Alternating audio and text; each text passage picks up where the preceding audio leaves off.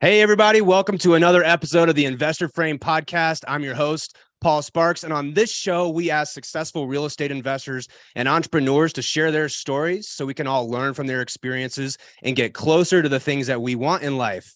Today, I've got an excellent guest, Rhen Bartlett. I know a lot of you guys know Rhen. He is a master at sales leadership and management. He just joined the Real Estate Disruptors team and is doing amazing work to help entrepreneurs scale their businesses, build more reliability into their businesses. I'm super excited to have him talk about his experiences today and share what's working for him and what his solvable problem is. So welcome in, Rhen. It's great to have you. Hey, man, it's great to be here. Glad to be with you today, Paul. Yeah, dude, I've been watching you on social media, and actually you and I, when we were at the Collective Genius event in October, we both were sitting around saying like, hey, we need to start making a push on social media. Fast forward maybe 4 or 5 months, here we are. We both got these killer backgrounds. You're doing all sorts of cool stuff. Yeah, look, hey, we committed and we executed, right? I like it. Yeah, and that's what your expertise is, and that's what you're helping entrepreneurs do. So we always start this show off with a 6-word update. So what's your 6-word update today? Focusing on greater impact. I love it. I always like it when guys can keep it less than 6 words as well. That was 4 words. So focusing on greater impact. What does that mean? I think my purpose in life, while I don't have it extreme clarity on it, I know that it's to make an impact on people. I don't have a ton of skill sets. The ones that I do have, I want to harness those to help people. And right now, who that is business owners, CEOs that are just trying to run more efficient organizations, leaner teams, and be better leadership, better stewards of leadership inside of their companies. Yeah. And I'm going to ask you to share a little bit about what you're doing in these businesses and different things like this. But, we talk a lot about the barbell on this show, and we'll get to this a little later. But what you do is so valuable to so many entrepreneurs, because we know that when we get into business, a lot of times it's gambling. Like, we're spending money and like we're gambling on the fact that we get money in and out. And that's something I struggled with for a long time, spending a lot of money, doing all sorts of things. And my business processes were not dialed into the point where they needed to be. That's what you do, from what I understand. You help business owners move towards the reliable side of the barbell, become more consistent, become more predictable before they scale, right? So maybe tell us a little bit about your history in real estate, how you got here, and what you're doing now. Yeah, that is what I do in so few words. But my history is I started in real estate, I think 5 years ago, maybe 5.5 years ago, and not knowing anything. I didn't even own a house. In fact, I rented a small house in Mobile, Alabama. But over that time, I was given an opportunity to go as high as I wanted to inside of that company, and only through trial and error and a lot of failures was I able to do pretty well for myself. And along the way, I just had a thirst for knowledge. I stayed super self-critical and self-aware at all the mistakes, because the opportunity that I was given, I did not have the skill set to truly capitalize on. And I was self-aware enough to know that I was making mistakes, and I had to correct them if I wanted to continue to raise the ceiling of that particular company there for that season, and then ultimately the ceiling of my own life and the capabilities that I had as a leader and the impact that I would in the future be able to make on others as well. Mm-hmm.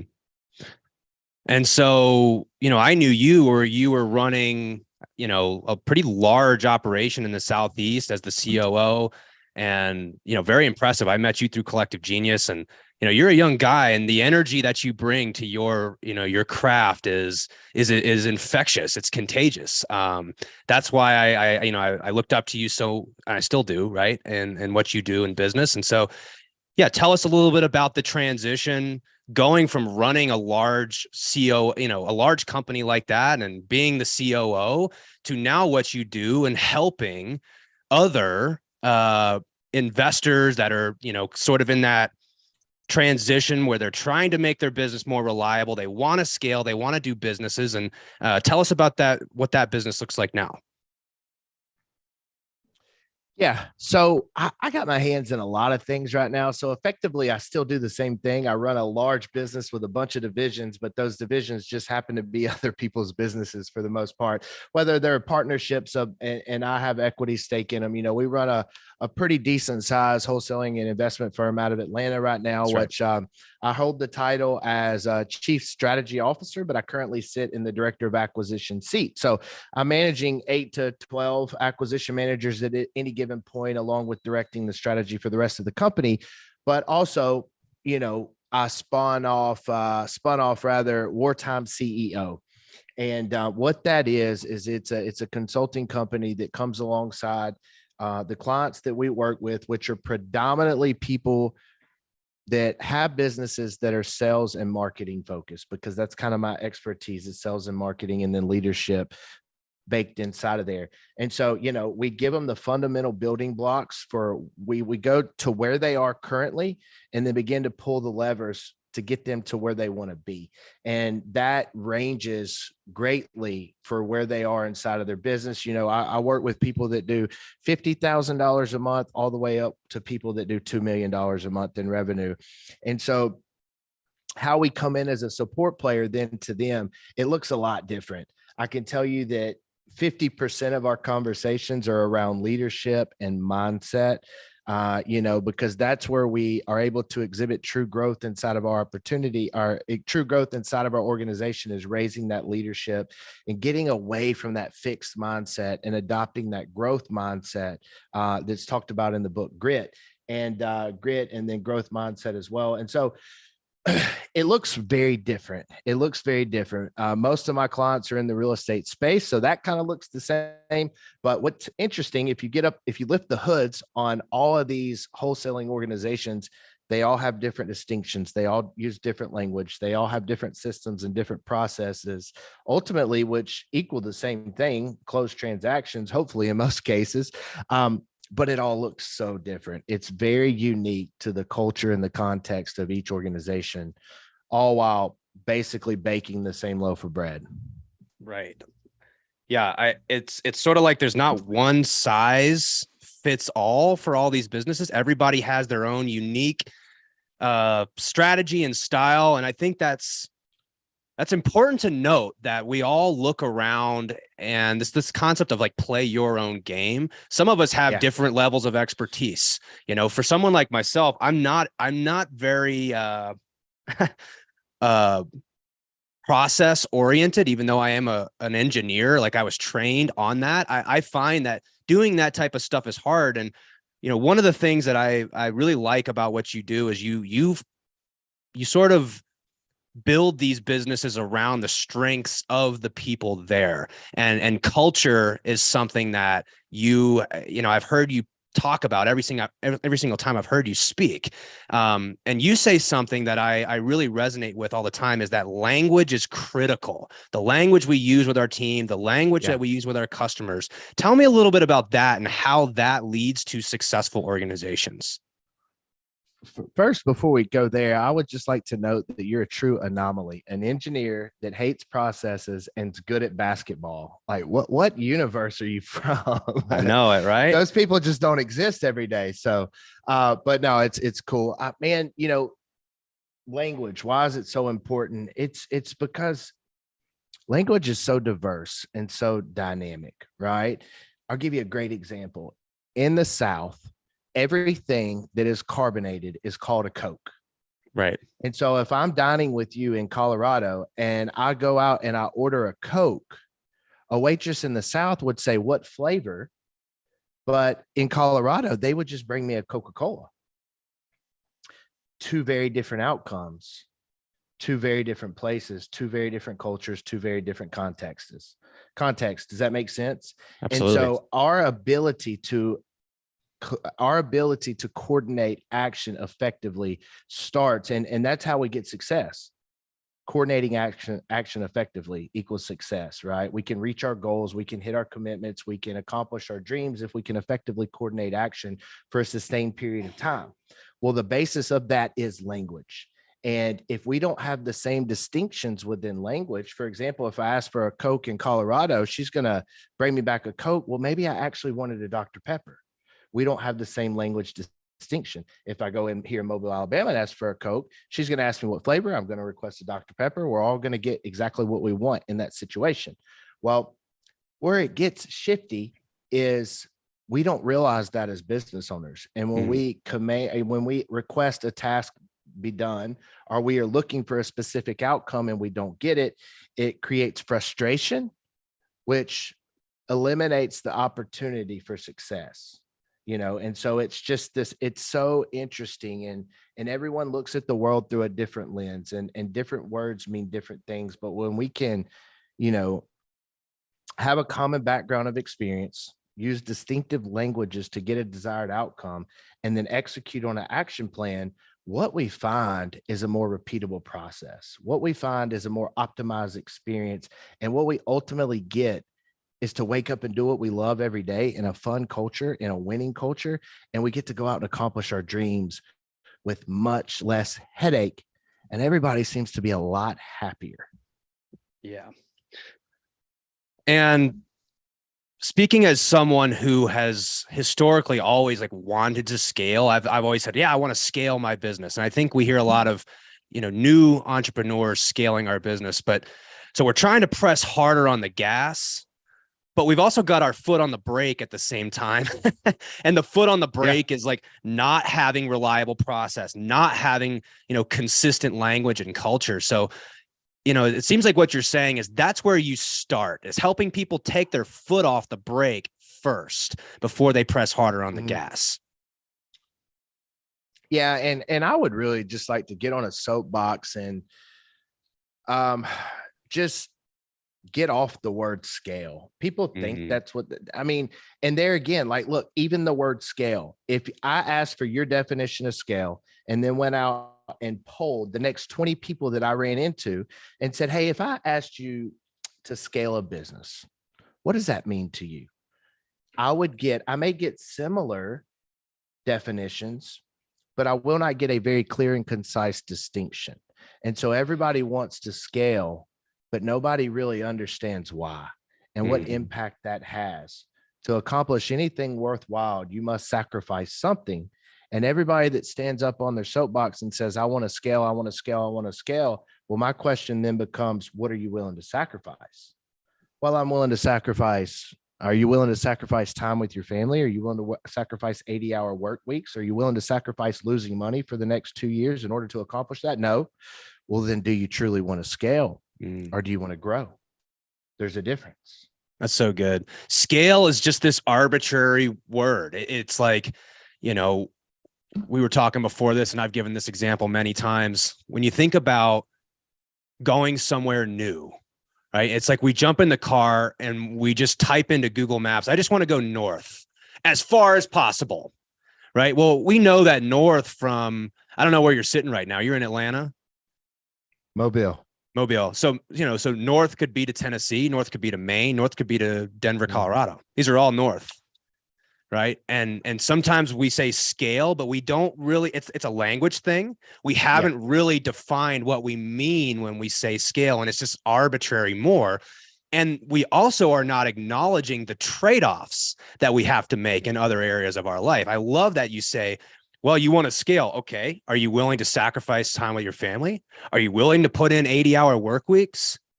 Because if you're not willing to do those things, we should probably define up front the rules that you're willing to do. Otherwise, you just start making it up as you go. Yeah. And that's just the definition of just chasing more and more and more without really understanding what you're trying to solve. Yeah, I agree. I think that, and that's where we always start. When I sit down and I do a QSM or I'm doing a planning session, we always start with, what is your North Star? Where does your BHAG? Where are you going over the next 5 years? Once we understand that, it's pretty simple to reverse engineer backwards how we're going to get there. Yeah. And then and I always go ahead. like to Sorry. follow that up. When you hit this BHAG or this North Star or this whatever, what then? And sometimes, because that's only 5 years away, right? And sometimes people haven't thought that through. Well, then more. Well, then more to what? Right. What's your final destination? What does it look like when you've accomplished? What will you do when you've accomplished what you've set out to do? Mm-hmm. Well, I don't, and there's several. Well, I don't know.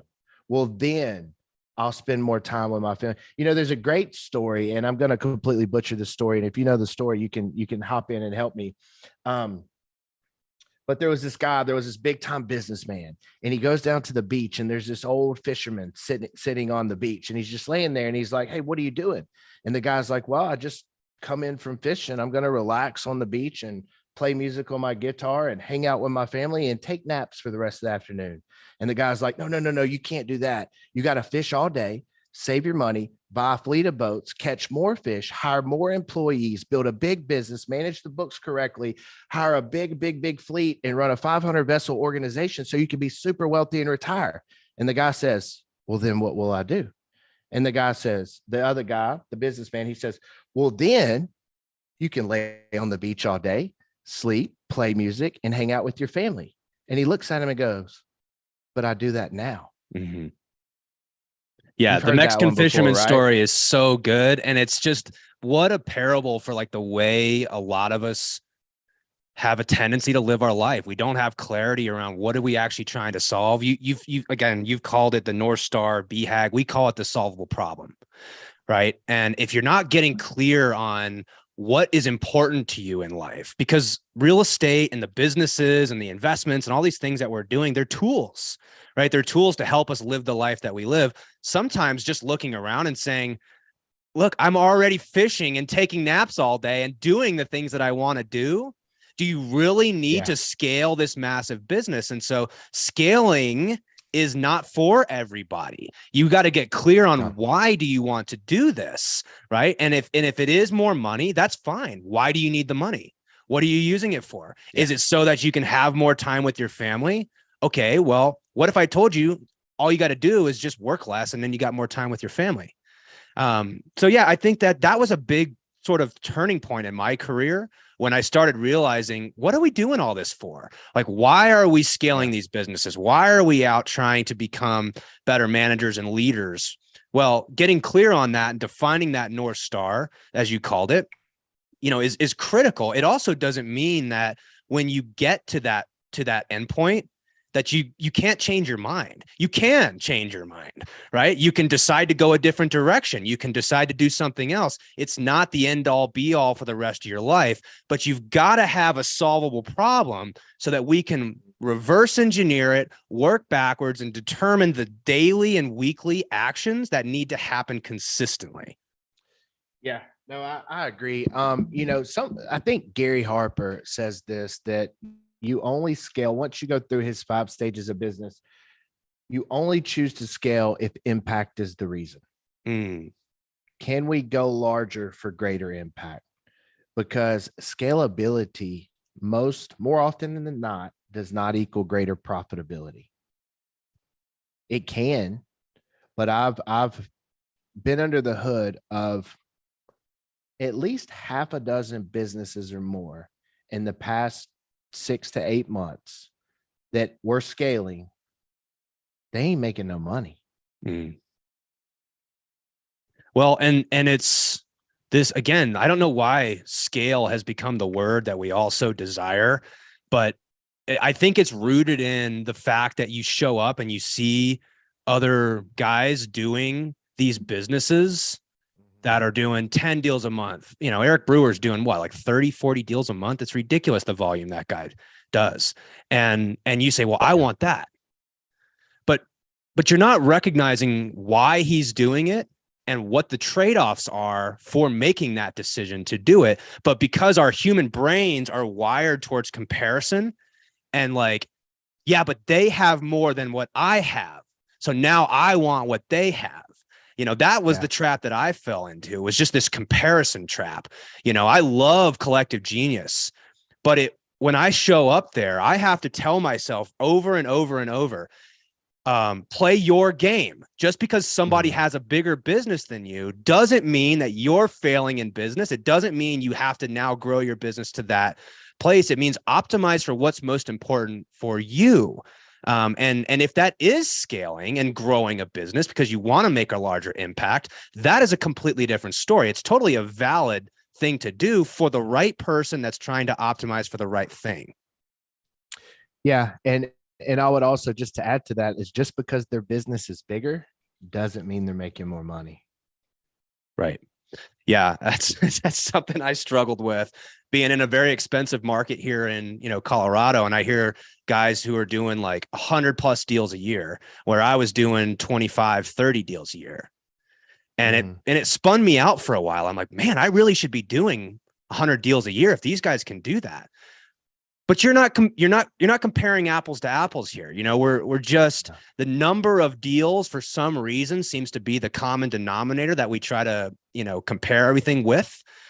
But what I realized, it's actually, I want to do less deals with a higher profit margin because I'm not a great operator and I don't really want to build that type of a volume-based business. Doesn't mean Yeah. that we're not still profitable. Doesn't mean that I don't love what I'm doing. It's just, you've got to build the business towards your preferences, your game. And, I just found that some people want to scale for the wrong reasons. Some people want to scale for the right reasons, and getting clear on what those reasons are is where you got to start. Yeah, well, if you really want to make someone uncomfortable, if you see them beating their chest around how many deals they do, ask them what their NOI is. Mm, Right? that's a It's good point. a vanity metric. It's a vanity metric. I respect the guys who can run a business, accomplish their dreams, do whatever that it is that they want to do, and operate on 50-60% margins. Mm, That is good. That's a true good operator. There's some people that don't need those margins or can justify a lower margin for different reasons. But at the end of the day, right, it all comes back to you and your North Star and what your solvable problem. What are you trying to do? What impact are you trying to have on the world? And another thing that I tell people as well, like I go through this exercise with everybody that I work with, right? Anyone that comes alongside me, it's called the deeper why exercise. And the first couple questions are extremely surface level, and then we get into, well, how much money do you want to make? And they'll tell me, and then I ask, okay, well, what happens when you make that money? How does that impact your life? How does that change your life? And what will you do then? And we get so caught up on chasing this number. mm. We get so caught up on chasing this number. Jason Medley told me one time, he said, once you get over about $400,000, your quality of life does not change. It doesn't change for most people, right? You have those folks that chase this high money, they get the money and then they're empty. You know why they're empty? Because they don't make an impact. They've gotten so caught up on this vanity metric, which is the number that they think they're going to make, and they look down and they're empty and they're friendless and their relationships have been soiled and their kids are grown and they don't even know them. They're off to college and sometimes they can't even remember what city they live in. Yeah. What an empty life. Yeah. I mean, it's like, you know, let's say you're in your early 30s, like I am, and you say, well, I want to get a $10 million net worth. And of course, maybe there's a reason why. So I can spend more time with my wife and kids. By the time I'm 40, I want to have a $10 million net worth. And it's like, okay, you got this magic genie. And he says, okay, great. Well, what if I say you can have $10 million by the time you're 40, but you and your wife are getting a divorce? Your kids can't stand you. You're a drunk. You're out of shape.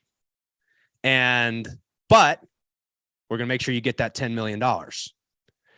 And so when you explain it like that, it's obvious. Okay, well, there's trade-offs to every decision that we make. Mhm. But oftentimes when we're just barreling forward, trying to scale a business and saying, eventually one day when I hit this number, then I'll spend time with my wife and kids. Then I'll get into shape. Then I'll stop drinking. These Yeah. are the things that we lie to ourselves and say. And I think that that's important to realize an entrepreneur who's looking to grow. You've got to recognize the trade-offs for your decisions. Yeah. And you know what actually happens in that situation most of the time, unless there's a great life epiphany, when your wife and your wife's divorced and your kids leave it, you drink more, you get more out of shape. You spend less time doing the things that you want to do because now you're trying to make more money, because then again, you're on this like reciprocal hamster wheel of just unhappiness. So I like it. I like it. Well, so tell me a little bit about your solvable problem, your North Star. You're working hard, man. I can see it. What are you working towards? I have a feeling it has to do with making a massive impact, but I'd like to hear you articulate that for everybody. That's a great question. And even asking myself, like I have an addictive personality, right? And so I choose to target my addictive personality towards work. If I don't stay working, if I don't stay in the grind, I'll go find something else to get in trouble with. And so like all I know is work. And I struggle finding my North Star. I don't quite have it articulated, but I do know that I'm here to help people. I know that I have a certain skill set, and that's optimizing and driving sales. And so that I know that I can help business owners in that way. I have this idea that, and I've went out and built a business where I'm pretty handcuffed, right? It's highly dependent on me right now. And I'm making some moves to make it where it is not exactly as such. But my idea, my North Star is to have enough money or resources that I can do what I want to do when I like to do it. And what I like to do is invest in businesses and solve problems. Mm-hmm. And so I want to choose when I want to do a deal and be able to choose when I do not want to do a deal. Not necessarily because it's a good deal or it's a bad deal, because I just want to know, hey, is this something that I want to do, or is this something that I don't want to do? And so my North Star is I want to work on the things that I want to work on and the things that really interest me when I want to do it. Now, right. I found a way and a path to make a good income. But maybe one day I'll wake up on a Monday and I say, hey, I just want to go take my daughter to the beach today. In this current season in my life, I do not have that luxury 4 days a week. Well, there's one day where I do, 2 days where I do, but not every day. And so, I know that I want to impact people. I know that I want to keep using the gifts that I have to make a difference in the world. I think that there's a lot of people in this world that are trapped because they don't have a good mentor, or they do not have someone with life experience that can show them another way. I was having a conversation the other day with someone who was really struggling, and they said, this is all I know, right? This is all I know. Had I not left Mobile, Alabama and went to the University of Alabama, I could have potentially been trapped in the trailer park as well, because you're a product of your environment. If you're not exposed to different experiences and you don't get to see outside of your small little window that we have growing up, it's such a small window in a vast world, and you don't get to experience these things, you never get to truly realize the true potential that exists within you. And so I want to continue to be able to pick and choose the experiences that I have and my family gets to have, and do it on my own agenda. And so now I know that I don't have that solvable problem figured out, and I'm working through trying to figure that out. But I'd also say, hey, I'm 35 years old. If I had everything figured out now, what would be the fun in that? Yeah, no, I think that it cripples people a lot of times by saying, well, I don't know exactly what my true purpose and calling is in life. There's a couple things that you said that I want to touch on, and I really like what you said, and it's kind of making my brain run a little bit here. So I have a mentor that says, it's an order. So repetition leads to intensity, which leads to purpose. Oftentimes we think that we're going to just find our purpose in life, just figure out what that is. But that's not how it works. It works through repetition. You just got to go out and do it. You got to do it every day over and over and over. That's going to lead to intensity. Now you're going to do it with this fervor, with this, high intensity, that's what leads to your purpose. People want to define the purpose first and then go out and do the reps and then go do the intensity, but that's just not how it works. No, it doesn't work that way at all. And you were able to articulate that with much more clarity than I was, because I have this conversation with people all the time, especially, like family members and think, hey, I don't know what I want to do. Like a kid in college with a major that's undecided. I don't know what I want to do. And my advice is just go do something. Go do the reps. And be your absolute best at it. And sooner or later, an opportunity will present itself. Continue to educate yourself, continue to grow, continue to reach up in relationships, and surround yourself with people that are in a place in life where you want to be. Mm-hmm. And as soon as you're accepted by those people, I promise you'll find more people that are higher up. And then you find out how to get in their group, because they'll lift you up as well. If you hang out with 5 baseball players, you're going to be the 6th. If you hang out with 5 softball players and you like to wear short shorts, you'll be the 6th. Right. And so you have to get around people. First, you have to get busy, because nobody worthwhile wants to hang out with somebody that's lazy and just, a derelict ship sailing the sea. And then you got to just get to work and do your absolute very best and provide as much value to whomever is in your circle. And I promise you, opportunity will present itself, but you have to be looking for it. You have to be looking for it. You have to have an abundance mindset, and you have to have a great attitude.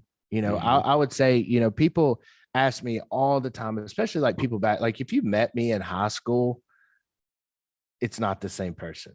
Not even remote. Like I was probably voted most likely to be dead in jail, where I'm probably one of the more successful people from high school, relatively speaking. But people ask me, like, how did you find the success? I said, it's attitude. I shifted my attitude. I just had an amazing attitude that attracted opportunity. And I think that's the key. Like it's a ferocious work ethic and just an amazing attitude, no matter what hand of cards you get dealt. Yeah. And do the reps, right? Go out and do the work. Stop trying to define your purpose before you've actually like engaged. I think that's just such good advice. Before we started this show, I was sort of telling you a little bit about how I think of my solvable problem. And you just described my pickup basketball analogy. You and I play a lot of pickup basketball every time we're together in Florida. And, when I think about the life that I want to build for myself, it's not that I love playing business. Actually, that's probably one of the favorite things that I do. But I also, when I look at the way I play basketball, I'm not playing on a championship team anymore. I did that for a long time.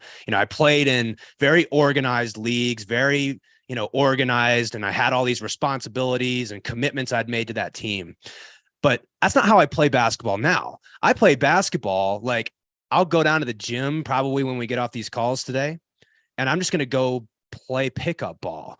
Sometimes I want to play, sometimes I don't want to play, and so I don't go. But of course, when I'm playing in that game, like I'm there to win. Get me the ball. I'm going to play hard-nosed defense. I'm going to shut you down. Like I'm here to win this game.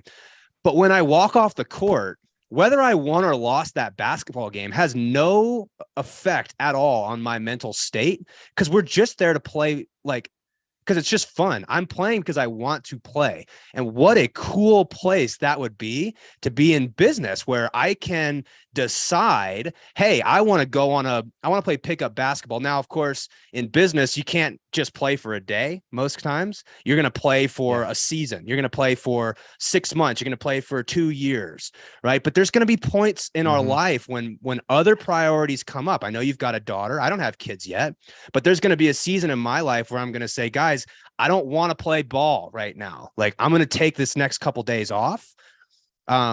And I think that's what you're describing here. Yeah, I would agree with that. And you also talked about mentorship, which I think is great. Leaving space to be able to create an impact. It's really hard to be that mentor when you're so bogged down in your day with all of the commitments and the obligations that you've said yes to, right? It's oftentimes hard to do these things when there's no space. So I like that you said that as well. Let's talk a little bit about your own personal strategies for investments, if we could. I'm curious to hear more about your barbell and how you've aligned these different things in your life. We talk about the barbell a lot on this show. On one side, we've got the reliable, consistent side of our life that's going to produce the outcomes that we want. On the other side, we've got these upside bets. What does that look like for you? Yeah, so my biggest investment tool now is not money. It is my time. That's where I have the most upside. It was return on investment speaking.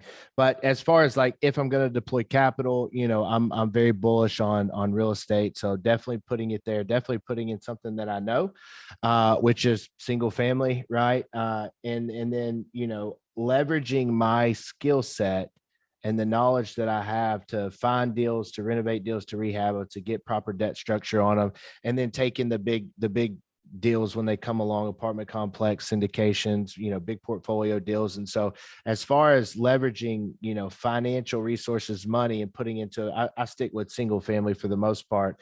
But, I said in the beginning that the biggest resource that I invest is time. That's where my greatest ROI is. And, the stable, the left side of the barbell where it's stable, right? Low risk, low return. Is that how you put it? Correct. Yeah. So that's operating a business. That's operating a low risk business. I went in and partnered with some coaching students who already had a business running. They had already deployed the capital, functional business. I'm able to go into there and just tighten it up and optimize things, right? And then the other side of the barbell, you and I were talking about, I invest a lot. I've invested a lot in social media, going really hard there. The upside could be infinite. And the risk is worst case. You said it, so I'm going to steal it from you. Is I get on a podcast like this and I make a friend. I have a great conversation. I continue to be introduced to new ideas and new concepts, which continue to grow me, And so I think that's kind of where I'm at right now. There's so much upside in podcasting. I've been telling everybody this because you and I, we basically started at the same time doing this. Now, of course, you had a long track record of real estate, successes before that. And so it's cool to see the impact you've made in such a short amount of time. I see you everywhere now, which is awesome. And it's really hard to quantify what we do on podcasts like this, right? All the social media that we generate, because I can't tell you how many people have popped up out of the woodworks being like, "Hey man, I see you on the phone all the time," right? There's just some level of like when people see you on a screen, all of a sudden you get this sense of like, wow, he must be doing something, right? Yeah. I don't know why that is, but it is. Yeah. And the cool thing about that, and I was telling my daughter this the other day, it's like when I was a kid, and you'll remember this as well, there was like, most people had cable. We didn't have cable, but we had 5 TV stations. And now you can literally create your own YouTube channel and you get to produce any kind of content you want. And you get to, have conversations about anything. And then not only that is you have the ability to go to a platform like YouTube and find any it just wasn't the Dick Van Dyke show at 5 o'clock. Like you have access to so much information. And the quantification of social media for me is I can clearly quantify what it's done today. And it just makes me almost sick because I think to myself, wow, I've done this. I've accomplished this in 6 months of going all in on social media. What have I been doing the past 5 years? Like how much further could I be in relationships, financially, knowledge, experiences? I just give you a great example because I was on social media doing a podcast the other day. This is just like so small. The guy goes, "Hey man, I really appreciate you doing this. I have like this 7,000 square foot Airbnb on the beach in California. You come stay in it for free anytime you want." Just what? I'm on the way. Like, let's go ahead and line this up. So it was just so neat. Not only did he offer for me to stay there, but he's a really cool dude who I hope to stay connected with for a while. Right. And so just really neat. Really and neat. How do you can't know that type of stuff is coming. It's so unpredictable that someone's going to hit you up and be like, "Hey, come stay at my beach house in California." That's what makes it an upside play. right? And that's what makes it this unlimited upside. So, you know, it doesn't always, when we talk about the barbell, a lot of times I think that people assume that what I mean is you should invest in blockchain. You should do all these like super high risk plays. I'm not saying that at all. Like if you're a real estate investor, your upside play, in my opinion, should absolutely include some sort of personal branding strategy, because the upside is so big. The downside is, like we said, you might make a friend. I get that there's potentially some anxiety that people deal with around, well, what's everyone going to think? Are they going to like what I have to say? You know, and so that's what stopped me for a while from doing this, was like, well, what do I have to say? What's anyone going to, you know, what value do I have? And I think the message I would have to those people is, don't discount the words and the value that you bring to the table. It's your own authentic self and experiences that people get value from. It's not like we're not getting on here and spouting a bunch of bull crap around, you know, we're just telling our true story. We're just trying to be the true authentic self. Somebody's going to connect with that, and it's going to lead to a lot of upside. Yeah, I agree with that. And I tell folks that all the time, you know, and I struggled, and it's self-limiting beliefs, right? Like I tell people all the time when they're struggling to I'm working with one coaching client now, and, you know, I'm like, you've got to he's in a small town, data's limited. We're going through like, hey, how can I get more, you know, how can I do more deals? How can I get more exposure? I'm like, hey, it's social media. It's a small town. Like, you've got to get on social. And, you know, and I can relate, because I've been there before, and I've been scared, like feeling like I didn't have my own voice. In fact, like when I moved into real estate, I used to run an advertising marketing agency. I was a part of one, and I did social media and weekly vlogs. Like every week I was in front of a camera for 2 years straight, every week. And when I transitioned into real estate, I did not feel like I was an expert. I felt like that maybe I had some things to say, but I was very unsure. And so I got away from the camera, and I got away from social media. And I spent 5 years, you know, just on a sabbatical from producing content through social media or whatever. But little did I know that was the greatest time to be capturing things, because so many people could have related to where I was. You know, and I also tell people, I'm like, man, look, nobody's perfect, and people relate to people. People connect with imperfect people. You know, like I use myself as an example all the time. I'm like, listen, dude, I got a redneck slang accent. I can't pronunciate most of my words correctly. Sometimes I make up words. I stutter, you know, like I'm not perfect. But you know how many people reach out to me and say, hey, I actually love your accent, or, hey, listen, I have trouble saying comfortable too. I just can't pronounce it. And I'm like, yeah, me too. You heard me struggling with that word. Right. And it's just, it's like, man, people, you know, nobody cares as much as we think they do. Oh yeah. They really don't, you know? And so when you want to talk about upside, the upside is just getting out there, overcoming that fear, and providing value to the world. Because no matter what you do or where you are, you have a voice, you have opinions. And you know what humans desire the most in this world? Community and connection. Yeah. Community and connection. And when you put yourself out there, you're allowing people to create connection. You know, this podcast here, right? There could be one person watching it on YouTube, or there could be 1 million. And at the end of the day, I don't care, as long as one person feels connected. Maybe they took a little bit from this. Maybe they heard something that they thought was so stupid, and it made up their mind of what they're not going to do.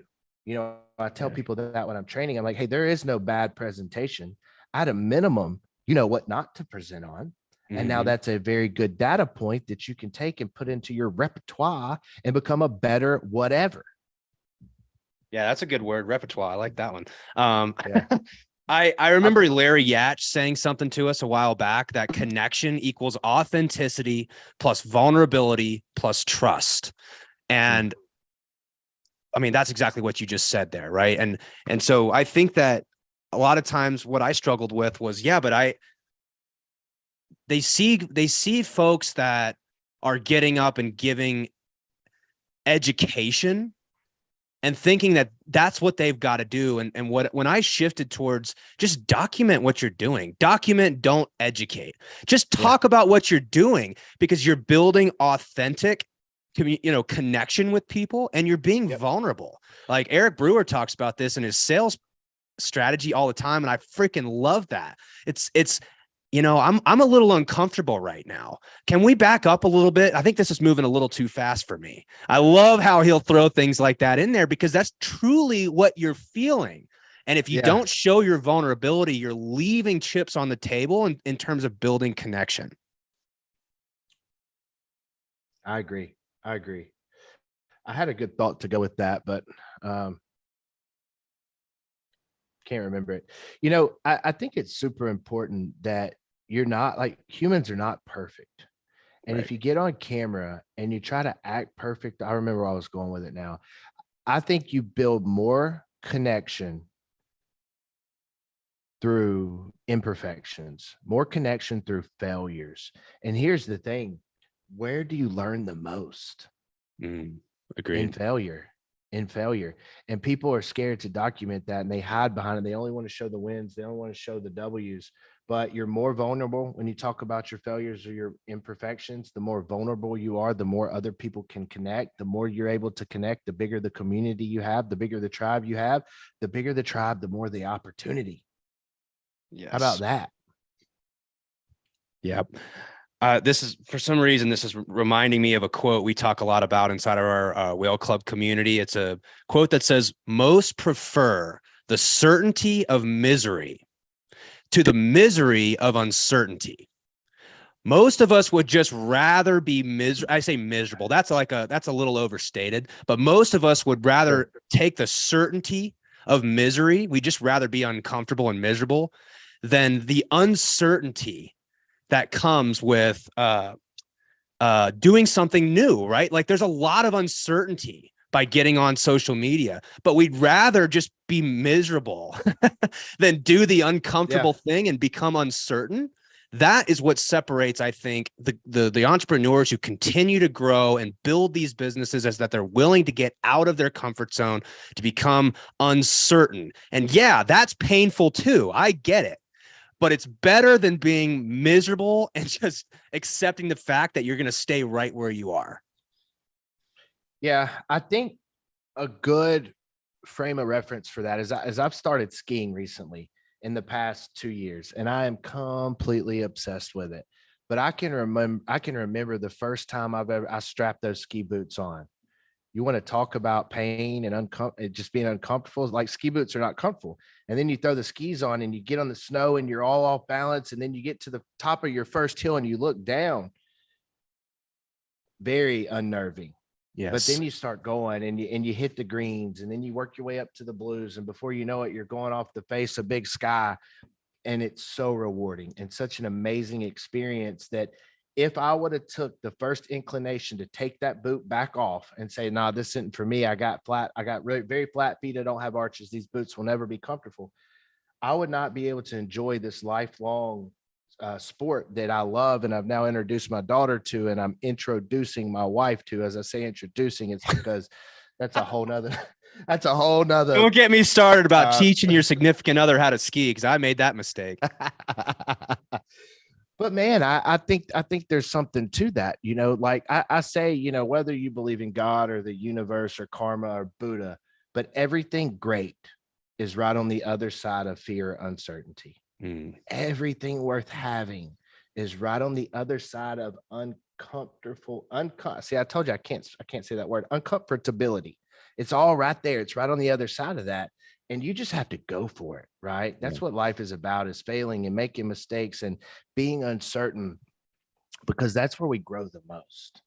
Yeah, I love it, man. It's so good. We'll have to ski together, because I'm glad to hear that you're getting good at skiing. And I do know how dangerous it is to try to teach your significant other, how to ski, because you're just sitting there. You're like, "I'm just trying to help." Yeah. and that turns into tears and F-bombs flying all over the place. So yeah, I hit 57. I like to say that I'm the fastest on the mountain. I hit 57 miles per hour, I think, in sky, which is screaming. That's awesome. Yeah, you can. Chandler and Gino were with me, and Gino's an excellent skier, by the way. And I just took off and smoked them straight down. So I enjoy it. I love it. It's going to be a lifelong obsession, I'm pretty sure.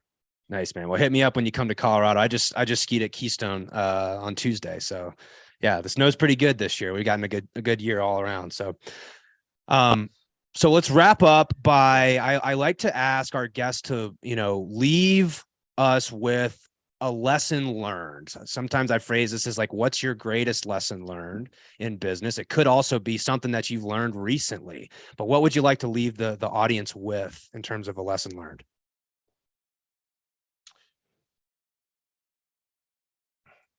I think it's honor before humility, humility before honor, humility before honor. I think at any point that I've gotten to in my life, or lack of a better term, I thought my shit didn't stink, I was humbled very shortly thereafter. And it's just stay hyper aware. Don't be that guy. Don't be the guy that just thinks you have it all figured out, because from my experience, the moment that happens, life humbles you, right? And so stay grateful, stay giving, stay caring, and just be a servant leader. And if you can stay in that frame, I think the rest takes care of itself. That's great. I really like that one. I have to remind myself that sometimes because it's hard as we start getting more and more success. Your head starts getting a little bit bigger. And you need those people in your life that can keep you humble. And that's easier said than done. Right. So I think that's great advice. Thank you for joining us, Rhen. It was a pleasure to have you and hear your experiences. I know a lot of the people who listen to this look up to you because of what you've been able to accomplish in business. So it's just a testament to who you are as a person and, as a leader. And so thank you for sharing with us today. Absolutely. I'm honored. Thank you. And so for everybody else, we encourage you guys to use the investor frame. So knowing what you know now and the conversation that Rhen and I just had, ask yourself, what do I need to change about my life, my business, my investments so that I can get closer to the things that you want in life without chasing more and more and more. Thank you guys for listening in today. We'll see you on the next episode. Talk soon.